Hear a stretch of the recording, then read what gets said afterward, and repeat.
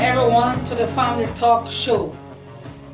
Today's edition is being dedicated to all singles.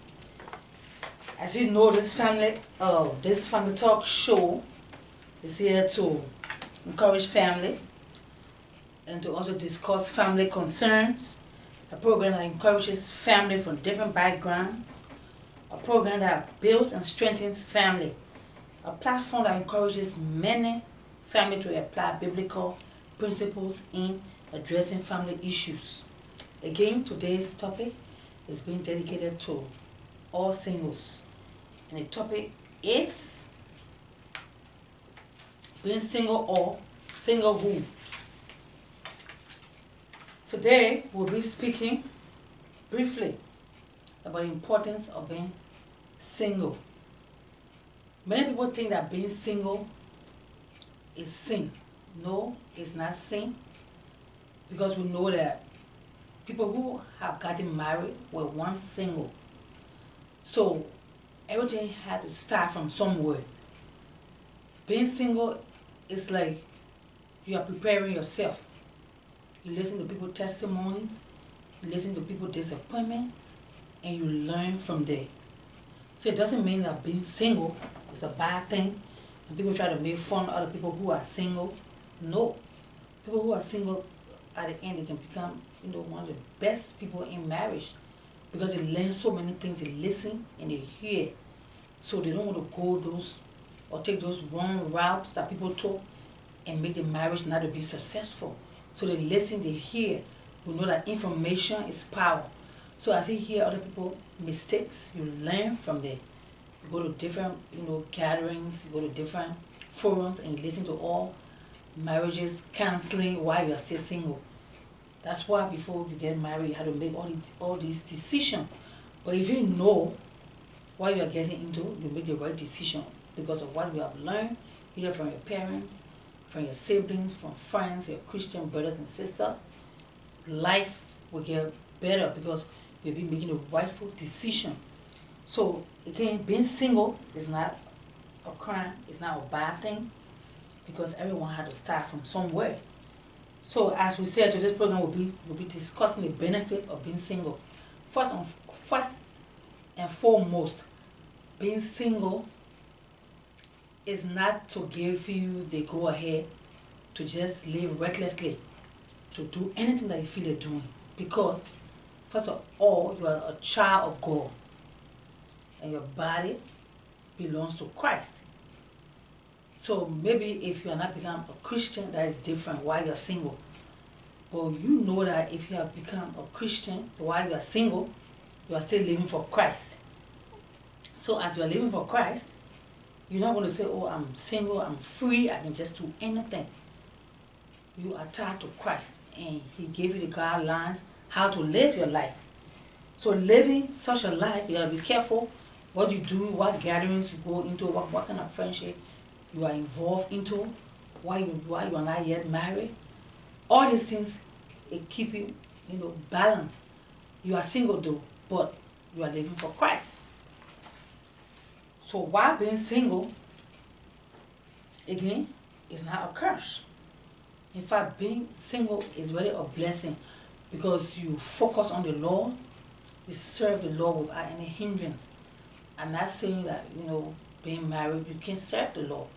But also being single, you are wholeheartedly devoted to the Lord. That's why the Lord is saying that this does not apply to everyone, because being single is also a gift. We'll soon find that in the Bible, in the book of Corinthians. I will soon read that. So also being single is an opportunity to prepare for the Lord of your life.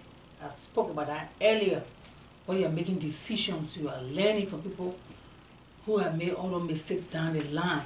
Maybe they never had guardians, and then you came on board, you start going to counseling, and then you start listening to people who made those bad mistakes and they fell into other things. So from that point, you start making the rightful decision. And then, what is God's advice to singles and widows? In 1 Corinthians 7 verse 8 to 9, according to Paul. He said, "So I say to those who aren't married and to widows, it is better to stay unmarried, just as I am. But if they cannot control themselves, they should go ahead and marry. It's better to marry than to burn with lust or with passion." So it's not for everybody. It's a gift. So if you have that gift, embrace it.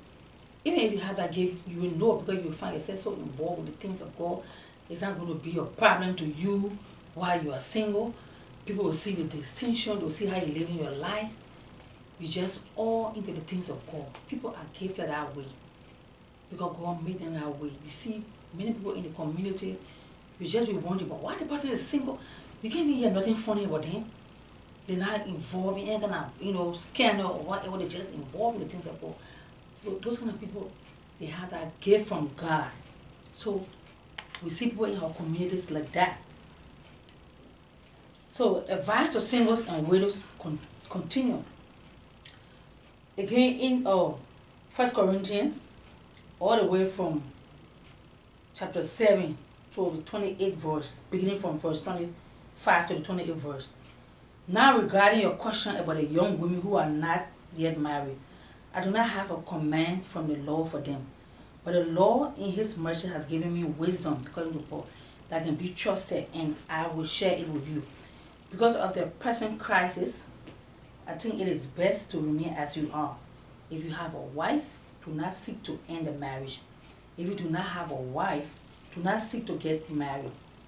28. But if you do get married, it is not a sin. And if a young woman gets married, it is not a sin. However, those who get married at this time will have troubles, and I'm trying to spare you those problems.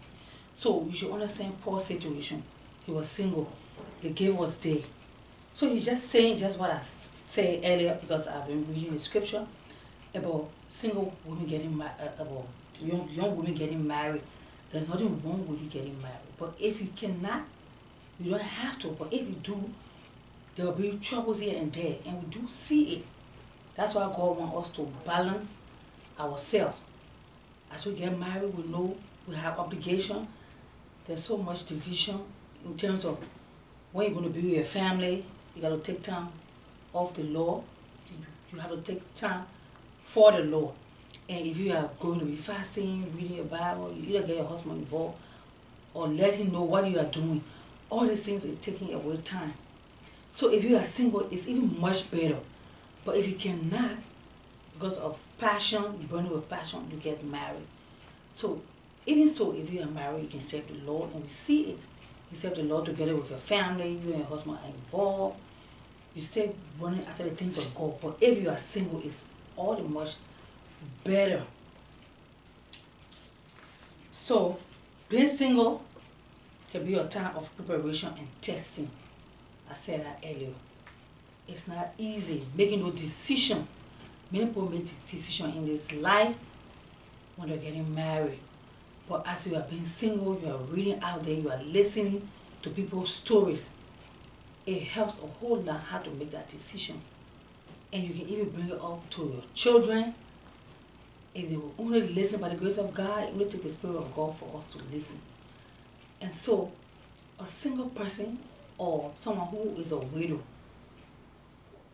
because you are single now, God forbid, if a woman lost her husband, she becomes single not of her own will, but she's still committed to the law. And if it is the Lord's will, she can get married. But while in that process of waiting, she's committed to the law, she's serving the Lord because she's waiting, and she's also doing her Christian duties, that is serving the Lord, living for Him, teaching other younger women, maybe her own mistake that she had in the past before losing her husband. She can teach them. She can teach the young women how to make that decision, how to live that life. So it is very important to be a single person. Being a single person is not a curse. Being a single person, it doesn't mean that you have to be looked down upon. Single people can see because they are watching out there. So anybody can get advice from a single person, especially those ones that are living for the Lord. Because it's very important they're out there watching and seeing things, how things can go wrong. So being single They have to be respected, but a single person also has to be reminded that they are living for the Lord. Until they can get into that marriage, they are living for the Lord. And it is a blessing for them to be single because they are living for the Lord, they are devoting their time. So until the Lord can make that decision for them, they'll be living for the Lord. They are washing out, teaching, helping other young people how to live because they are single. So they are taking all that time for the Lord. They got so much in store. They can teach a young couple or people who are dating. They can teach them because they are already single. And then also single also means that you trying to get married, you are dating somebody, you are still single, you are not married yet. So you are watching all your steps, you are watching your decision. Not that it's going to be perfect, but everything is done orderly because you are taking off your time with the Lord. And so coming into marriage, you are very careful because you are living that life for the Lord. You are not living it loosely. I'm free, I'm single, I can do anything. And that could make you to get into entanglement. But if you are living for the Lord, you're going to open your eyes, He's going to teach you. And then when you come into marriage, you'll be very careful while you are also telling other people or teaching other people. And like I said, the Bible has been speaking all on this. 1 Corinthians chapter 7 verse 7. The Bible says, but I wish everyone was single just as I am. Again, this is Paul. Yet each person has a special gift from God of one kind or another. People may be single, but they are gifted in different ways. It could be teaching, it could be patient. While they are single, they have all these qualities. People can learn from them, they can share their gift. These are people that people can spend time with because they are gifted, they are involved with things of God. I'm not just talking about being single and then just doing things ordinarily, doing the worldly things. But people who take time off with God while they are single, that gave come out a whole lot because they take time with the Lord and the Lord showed them the way in so many aspects of life that will make the single life to be so fulfilling. And therefore to be out there teaching, helping, advising. And you see people even giving testimony about their advice that they got from them because they are so involved with the things of God. So single people, they have so many gifts that people can learn from. So also in the book of Matthew, the Bible talk about, therefore there are different reasons why men cannot marry. Some because they were born that way, others because men made them that way. And others do not marry for the sake of the kingdom of heaven. And truly, some people just make up their mind just to just serve the Lord. We see it in people's personal life. I gave you an example earlier. You'll be wondering, but why is this person not married? I mean, there's nothing funny about them. And you see people try to ask questions and to convince themselves that this is not possible. How this man is not single, but he's not with anybody, he's not doing nothing. People are being gifted. Their whole heart is just tied to the Lord and they can live for Him. So it doesn't apply to everyone. And for that reason, you will know because you see the difference in attitude, in action, how they are getting so involved with the things of God and not even concerning themselves. People are like that because God made them that way. You see Paul, for example, he was just out there for the Lord. Nothing could stop him. He was not thinking about making family. He was just totally involved with the Lord. And people in our times are the same way. So it is also possible. So again, single people, God is so good. He is so good that there's nothing that happens that God does not know. If you see somebody being single, you cannot overlook them. You just conclude, oh, whoever one is not married, and you just want to look down on them. They are children of God. They are carrying so much in them that if you don't tap into them, you will not get it because they have been planted, they are placed for a reason. So as I've said earlier, God gave all these qualities for people who are single, for people who are widowed. They learn so much. If God wanted a widow to get married, He would prepare that way.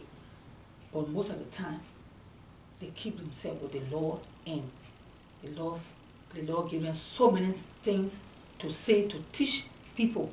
And if it is the Lord's way that they get married, they will. But most of the time, they just devote themselves. Because it's like, okay, that chapter of my life is over and they just devote themselves. But the Lord does not have problem with people getting remarried. But most of the time, they just want to stay with the Lord. So at this time, I will turn to my co-host, Pastor Stevens, who will tell us some of the benefits also about singles, about widows, and how he will also tell us the gift that they have in them. It is a blessing to be single. It's not something to look down on. God got single people for a reason. And so, Pastor, can you?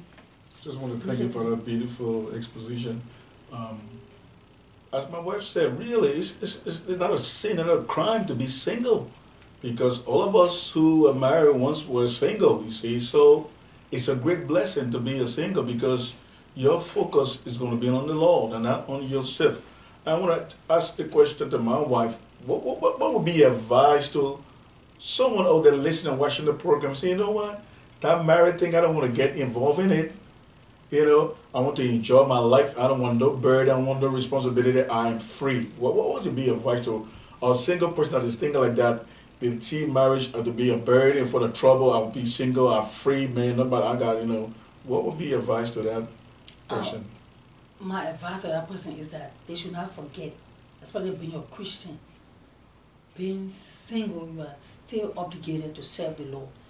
And as you are serving the Lord, you are not forgetting who you are in Christ. Your body belongs to Christ. Your thoughts, the way how you behave, the kind of gathering you get into, all these things belong to Christ. You know, when you are living for Christ, your life is different. Even though you are in the world, but you are not of the world. So if you say you are free, except you are telling me that, you know, you don't have no obligation with, you know, taking care of a husband, what you got to do for a husband. But on the other end, I hope you are saying that I'm free because I'm not tied to any man. I'm tied to Jesus, my Savior and my Lord, to serve Him. So that would be the mind of a Christian who is single. You are free on the other side. But on the other side, you are not free because you are tied to Christ. You have to live for Him. You have to be an example. You have to keep your body for Christ. So you are not totally free to say that I'm free, I'm not going to be doing this, I'm not going to be doing that.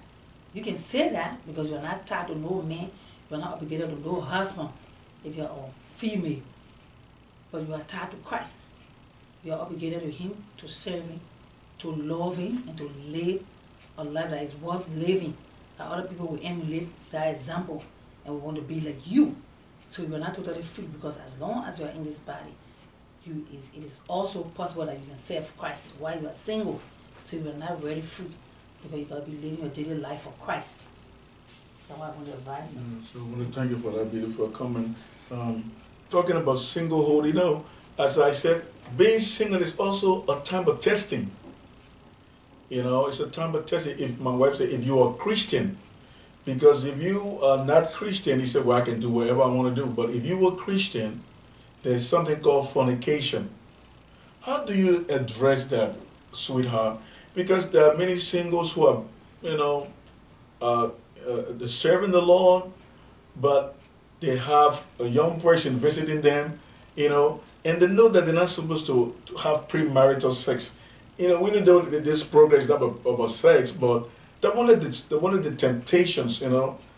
So what would be your advice for a young woman who she's single and she's been constantly visited by this person and, you know, making attempts and, you know, trying to encourage her to, you know, for premarital sex? What would be your advice for a young woman who she's saying, well, the man is very nice, you know, he's a Christian, but then he's still proposing for premarital sex, you know, before marriage? What would be your advice to that young woman who a young man is visiting her, seemed a bit nice, because he's a Christian, like even a pastor, like he didn't want to have premarital sex? What would be your advice? This is a straight talk now.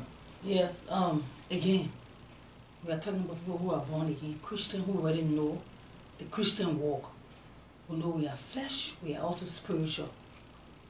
You cannot act like no spiritual giant. You like a question, you've been visited by a young man, and you know he talks, what he's saying, he's driving you, into premarital sex. You have to stop those visits because you can fall anytime.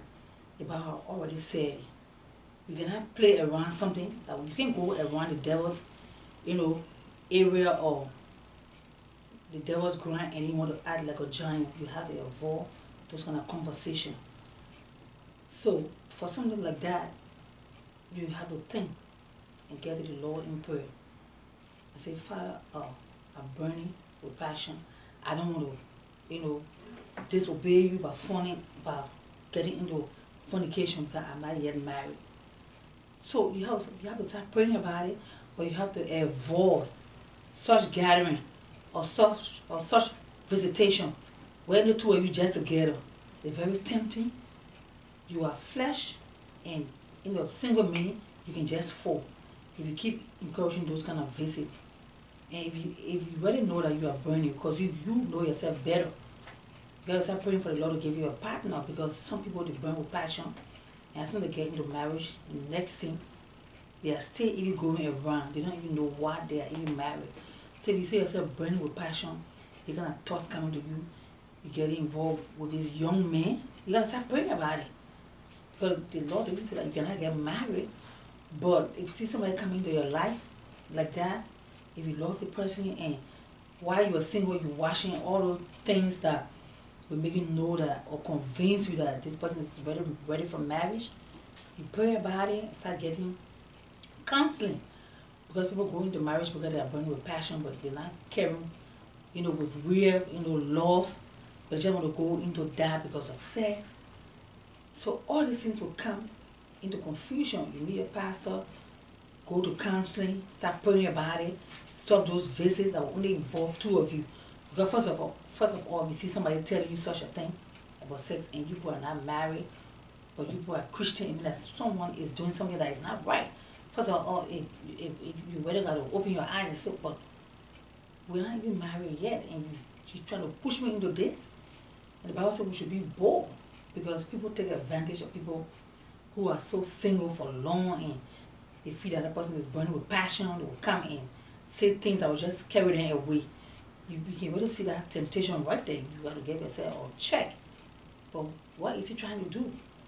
So, again, you cannot encourage your visitors that will just be only just two of you. No. You got to get to a place where other people will be along with you, that you will not get up, and fall. Because the next time we fall, then they start making fun. All day they praying, but they're doing things that are not right. And in the things of God, that's why when you know what is right, you got to stand your ground. Because the devil will tempt you. And it is possible that you can wait before sex. You can wait. It is very, very possible. It depends who you are talking with, who you are coming around. And if you're not putting your foot down for somebody who may even claim to be your pastor, they can be told that they are doing the wrong thing. They're trying to tempt you. But if you don't do that, they will rather take you.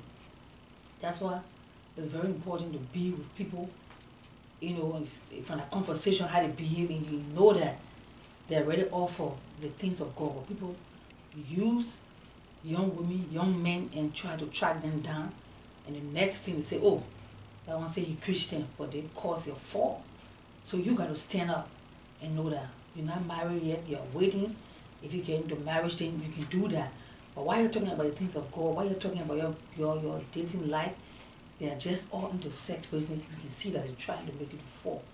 But again, it is possible that you can wait for marriage, especially if you know the truth. It's not for those who don't know.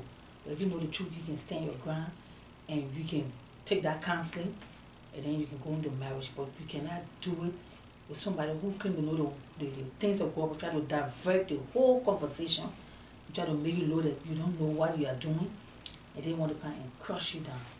You have to stand your ground by really refusing and telling them, yes, I cannot do that because I'm not married yet. And most of the time people try to get afraid because the person is a pastor that's been preaching on the pulpit, so the person telling them things that are wrong, they're afraid. That is the devil. Because the devil said was the angel of light. So once somebody is deviating from the word of God, no matter what clerical color they've been wearing, no matter what gown they have been wearing, the word of God had to be told to them that they are wrong. Because they will use the word of God against you. So you got to use the right thing against them so they can know what the person really got the word of God. Because these are the things that people use in there. If you abuse people and people be holding things back, oh, I can't say anything. This man is a man of God. I can't say nothing. He's not a man of God. He claimed to be, but he's not doing the things of God. So you have to expose that by telling him what is wrong, even if he claimed to be a man of God or a woman of God. So we have to stand our ground. The word of God is there. It's a weapon for us to use against the enemy. So if somebody presents themselves as an angel of light and later on they want to act like the enemy, the word of God has to be used against them. Because one minute they are angel of light, the next minute they are everything against you. So all you have is the word of God. It has to be used against them. You know how Jesus even used it when the devil told him that he could turn the stone into bread. The God of Jesus knew that he knew the word, so Jesus had to use that word against him. So we have to use the word of God to stand our ground, especially being a Christian. We have to use that word of God. We cannot hang on things that we saw the person doing. What the Bible said, the arm of flesh will fail you. They are men, they can fail, but God's word will always stand. So you use that same word of God against him. If they claim to be people of God, and now they are coming against you because you are doing the right thing, you have to stand on the word of God and reject and refuse whatsoever they are telling you that is against the word of God. You can do it. Yes, thank you for that wonderful. Because what my wife said, that one of the challenges of being single, because you're single, you're burning with passion, and then in the time of Hollywood, Hollywood make premarital sex look like if they say it's not anything, it's not a big deal. What are you making a big deal for? That's why being single is so sacred to God. God would have not come to Mary if she wasn't separated. She was betrothed to Joseph to be married, but they had not yet come together. So can you imagine? So it's an example that Mary was espoused to Joseph to get married, but they don't have any they never came together. So it's a really challenge, very difficult for young people we know, especially the women who are single. Because these men, like my wife said, will come with clerical color. They will come like they're nice, and want to use the Bible, and they're a Christian, But it's a real challenge for you young people also that, it's a testing time. God is you see, it's a test. It's a test. So when somebody says, oh, why I'm not married, and it's a test. Will you keep yourself as unto God, pure unto God? It's very difficult with Hollywood, with all the images that we are seeing, the different movies, they make it look like it's nothing. But I can guarantee you, maybe if you just stand your ground and say, God, you made me, I have all these desires, God will come through. So it could be a test and a preparation for the love God is bringing your way. And I also say the final thing, where we just wrap everything up. Also, we need to understand that being single is also a gift, as Paul was. As my wife read in Matthew chapter 19, verse 12. 3 reasons Jesus gave. And Jesus said, if you can accept it, that's okay for you. People are just born that way, to be single like Paul was. They don't have time for women, But it's different now if you go into other sex, which is, I don't want to get into that era. But if the person is single and, they all for the law, it's a gift. It's not for everybody. I want to say everybody have their own gift. Some people, they just can't make it. And another thing I want to say for my wife, wrap it up. Paul was dealing with a situation in 1 Corinthians chapter 7. And the problem was sexual immorality was too high. The people were burning with too much lust, and they were doing all kinds of things. And they asked, what should we do that we're burning with lust? Paul said, you know what I mean? If you're burning with lust, get married. See, Paul was just making provision, but I was not God perfect with. He said, if you're burning with passion, go ahead and get married. That was the perfect way. He said, but if you don't marry, it's better. But if you marry, it's okay. Because let me say this for my wife wrap up. If you come into the marriage just because you're burning with passion, you're burning and you want to quench your passion because you're burning. If you enter, because Paul said, I better spare you the trouble. Because if you enter in the marriage just because you want to quench your thirst, what happens after you quench your thirst or your hunger in that marriage? The woman or the man look different in your eyes because what? That way you went there for, so you just went there for to quench your sexual desire is going to be a problem. That's why Paul said, I better spare you the trouble now because it's a crisis. It was a crisis. The young people say, we got to get married. Paul, you got to solve the problem. Okay, if you're going to get married, but this is not the best for you. I want to spare you because when you get there, Then you start having problems. The man is married, but you all over the place. So if you've been single for a long time, God knows when they're going to bring your husband. He knows they're going to bring a man. Just wait on him. He'll love you. He will come through. Amen. Amen. So at this time, for our singles out there, God has a plan for your life. Just stand your ground. He is faithful, and He know that you are able. He is with you. You've come a long way. Keep trusting Him. As long as you have that passion and you are waiting on Him faithfully, He's going to bring the rightful person. So at this time, we just want to close up in prayer. Yeah, pray for our single who are really going through the temptation of, dealing with it. So you pray for them. Christian in all the neighborhood, all around, all the Christian, but God going to take you through. Okay. Father, in the name of Jesus, we just thank you and present all our singles out there. They love you, they are serving you, Lord, we know they have desire. We pray, Lord, that you find a rightful partner, that the devil will not come in our way and disguise himself. But you send your own child, someone who had the same love for you that they themselves had, that they will become one, and they will serve you more together, and they will praise your name and give you the glory. We just want to thank you again for this hour. Bless you. And again, we commit all our singles and waiters into your hands. Continue to wait and to stand their ground. In Jesus' name we pray. Amen. Bye-bye.